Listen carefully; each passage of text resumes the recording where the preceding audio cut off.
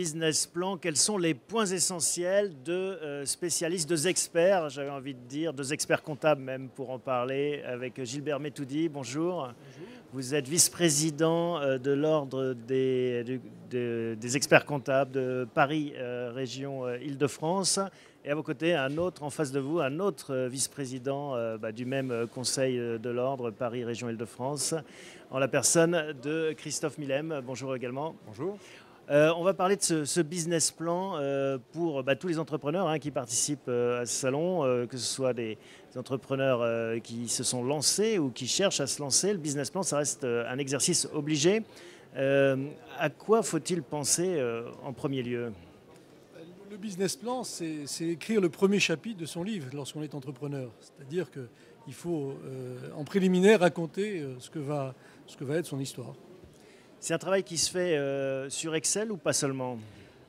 Alors, Excel n'est qu'un outil. Et bien évidemment, il y a du Word aussi qui rentre dans le business plan. Oui, c'est pas que la partie chiffrée, le business plan. Surtout pas.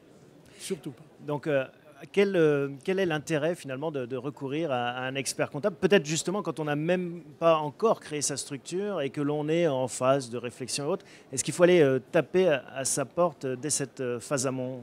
Christophe. Alors, effectivement, le business plan est un élément fondateur de la démarche de l'entrepreneur. C'est ce qui va lui permettre de pouvoir valider économiquement son projet d'abord pour lui. Ensuite, ce business plan va lui servir à approcher des investisseurs pour récupérer des fonds et son banquier en dernier lieu. Et pas l'inverse. On ne fait pas un business plan pour son banquier, on fait d'abord son business plan pour s'assurer que sa démarche est économiquement viable et pour se prévoir soi-même sa feuille de route. On n'oublie rien au passage. Et en général, c'est le banquier qui dit « Oui, mais c'est sympa votre business plan, mais je préférerais qu'il soit validé par un expert comptable et qu'il renvoie chez vous ». Les chefs d'entreprise, ils ont souvent... il y a trois dimensions qu'ils doivent maîtriser. La technique, la partie commerciale, la technique, faire leurs produits, leurs services, commercial, le vendre, et puis la gestion. Et puis pour la gestion, l'expert comptable est là pour l'aider, pour l'appuyer à monter ses tableaux, à ne pas oublier d'hypothèses et à fiabiliser ses chiffres. Gilbert Metoudi, ça c'est la théorie, mais est-ce que dans les faits, vous voyez beaucoup de porteurs de projets en amont frapper à votre porte ? Oui, et notamment au cours de ces 10 dernières années, sur des projets liés à la nouvelle technologie, puisque ça a été des projets porteurs ces dernières années, les créateurs n'hésitaient pas à frapper à notre porte pour nous solliciter pour établir ces business plans. Et alors, est-ce qu'il y a une méthode ? Parce que c'est l'objet de cette table ronde. Est-ce qu'il y a des points, des passages obligés ? Comment ça se structure ? Est-ce qu'il y a une structure au niveau de la présentation des business plans ? Oui. Ça passe tout d'abord par la présentation du projet, des hommes, très important. Il ne faut pas négliger l'aspect humain dans un business plan, de soi-même en tant que créateur, mais aussi si on envisage de bâtir une équipe autour de soi, il faut intégrer l'équipe dans le chapitre humain du business plan. Et bien évidemment, le marché qu'on souhaite atteindre. Christophe Milem, vous êtes des hommes du chiffre ou de la profession comptable. Gilbert Metoudi disait un business plan, finalement, ce n'est pas que du chiffre, c'est aussi toute cette autre partie. Quelle est la part de chiffres et d'Excel, justement, dans un business plan ? Le créateur va donner le cap qu'il souhaite suivre avec ses objectifs. Et pour atteindre ces objectifs, il va falloir mettre en œuvre des moyens. Et ces moyens, il va falloir pouvoir les financer. Il va falloir pouvoir les financer. Et ensuite, il faut aussi que dans la vie de l'entreprise à venir, elle dégage des ressources qui lui permettent d'assurer son fonctionnement et notamment aussi la rémunération des gens qui y travaillent, donc y compris de ses dirigeants. Et pour cette partie financement, chiffrage, il y a un gros travail à faire qui est outre l'aspect économique, je gagne ou je perds de l'argent via un résultat, mais la dimension trésorerie. Et voir, de suivre un petit peu, est-ce que au niveau de la trésorerie, est-ce que ça tient debout, est-ce que ça ne tient pas debout, est-ce que je pourrais payer mes fournisseurs, parce que je peux vendre tout ce que je veux, mais si je ne peux pas payer mon fournisseur pour acheter le produit ou service que je suis censé lui vendre, ça ne marchera pas. Il faut se projeter à combien de temps sur un business plan ? Combien d'années ? 3 ans, 5 ans, plus ?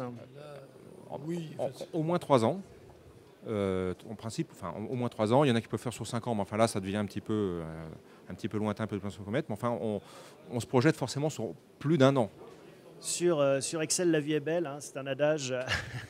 Gilbert Metoudi, quel est votre rôle, vous? C'est de dire, bon, bah, attention, ça, c'est pas réaliste. En général, vous devez freiner les gens ou au contraire Non, pas les freiner, mais les rendre réalistes par rapport à un projet. Et la réalité, c'est la capacité à entreprendre. La capacité à entreprendre passe par des qualités, bien évidemment, mais passe aussi par des moyens. Donc lorsqu'on bâtit un business plan, si on peut répondre à cette question rapidement, donc plan d'affaires, puisque si on le traduit aussi oui, plan d'affaires en français, et business plan dans le langage courant, ça veut dire qu'il est importé. Mais il y a une autre culture du business plan par rapport entre la France et les anglo-saxons. On a tous intégré un peu cette culture.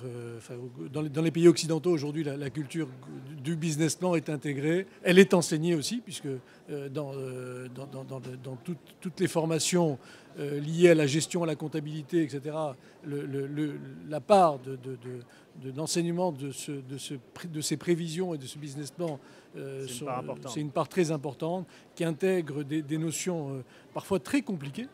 Lorsqu'on doit intégrer des statistiques ou des calculs mathématiques pour savoir quels sont les rendements apportés à un investisseur qui pourrait, etc., ça fait partie du business plan. Ça fait partie aussi du business plan. C'est aussi, pardon, juste pour ça, on parle d'Excel sur Excel et VBL, mais les professionnels, ce sont les créateurs qui utilisent Excel.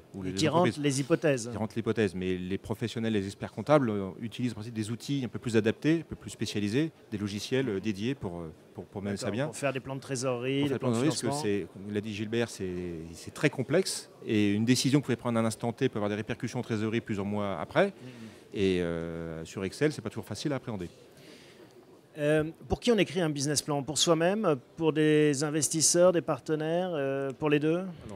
Le spectre est très large. C'est avant tout pour soi-même, pour se convaincre que la décision d'entreprendre est la bonne, pour ses équipes, pour l'environnement, et effectivement pour ceux qui vont aider au projet. Alors, et votre conseil, c'est plutôt donc d'être réaliste, conservateur, comme on dit, ou plutôt de faire rêver de potentiels partenaires financiers? Non, notre rôle souvent, c'est de ramener le créateur sur Terre, parce qu'ils sont souvent des passionnés qui s'éloignent un petit peu des réalités. Ils ont un marché mondial, etc. Et nous, on revient un petit peu pour les ramener un petit peu sur quelque chose de plus raisonnable, plus sérieux. Et souvent sur un business plan, c'est pas un document sur une seule dimension. On doit pouvoir prévoir des hypothèses basses, des hypothèses hautes, mais surtout et en fait on va surtout retenir dans la pratique les hypothèses basses, parce que par rapport à ce qu'on envisage comme dépenses dans la vraie vie, il y en a toujours qu'on n'avait pas prévu. Donc d'où l'intérêt d'être un petit peu prudent et d'avoir anticipé ça. Gilbert Metoudi, pourquoi est-ce que l'expert comptable est la bonne personne pour constituer, aider à écrire ce business plan, selon vous? Alors, si je vends la marque expert comptable, puisqu'on essaie de promouvoir la marque expert comptable, il y a le mot expert quand même. On a quand même dans notre parcours d'études pour arriver à notre diplôme, on intègre des notions de gestion. Et puis la vie professionnelle fait qu'on a de l'expérience aussi. Et là, vous avez vu beaucoup de plans d'affaires circuler? On voit beaucoup de plans d'affaires, on voit beaucoup d'entreprises, on voit des réussites, on voit des échecs. Et rien ne remplace l'expérience. Et transmettre cette expérience aux autres, c'est aussi fondamental. Et ça, c'est un vrai sujet. Est-ce qu'on peut anticiper la réussite ou l'échec d'une entreprise sur son business plan? Est-ce que, on ne peut jamais être sûr à 100%, mais est-ce que vous pouvez dire, au vu d'un business plan, ça a plutôt de bonnes chances de marcher ou ça, pas trop? On a forcément une opinion. On se forge forcément une opinion. C'est vrai que c'est plus facile de déceler un échec, parce qu'il y a des hypothèses qui sont retenues par le créateur qui soient des fois complètement irréalistes, et ça se voit. Après, tout business plan qui réussit, ça passe sur un postulat, c'est que commercialement, l'entreprise réussisse à vendre ce qu'elle a prévu de vendre, et ça, les aléas de la vie font que c'est plus ou moins... ça se rencontre plus ou moins dans la pratique. D'un point de vue formel, ça doit faire quelle taille, un business plan? Un business plan, pour qu'il soit compréhensible, il doit comporter 3 parties. La partie générale, donc de présentation, une partie structurée, une partie structurée. La partie générale, tout dépend de l'importance du projet. En bon français, l'executive summary. Voilà, c'est généralement pour une entreprise, je dirais traditionnelle, 3-4 pages. Il ne faut pas que ça excède 3-4 pages. Là, c'est le résumé. Se perdre dans le détail. Voilà. Et ensuite, on peut documenter par des annexes, par un certain nombre d'éléments complémentaires qu'on peut apporter soit au moment de la remise du business plan, soit après au TVA. Mais enfin, c'est 3-4 pages qui résument la présentation générale. Vous avez ensuite une partie très importante qui constitue le plan de financement, c'est-à-dire par quels moyens on se donne pour lancer le projet, et à l'avenir, quels moyens on aura pour que ce projet soit viable. Et enfin, il y a la partie qui concerne les résultats prévisionnels. Et là, c'est effectivement ce que vous appelez familièrement les tableaux Excel moulinés. C'est effectivement ce qui donne un aperçu de ce sera l'activité d'entreprise sur un certain nombre d'années. Voilà. Christophe Millem, dernière question. Est-ce que vous avez un truc pour faire ces business plans? Est-ce que vous avez un conseil à côté duquel il ne faut pas passer pour en faire quelque chose, un outil qui aide les entrepreneurs? Déjà, le truc de base que je conseillerais à tous ceux qui veulent faire un business plan, c'est de bien se faire conseiller, de se faire bien conseiller, et de s'adresser à un expert comptable. Bon, voilà le message. Allez voir votre expert comptable, les porteurs de projets. Merci à tous les deux. À bientôt. Merci.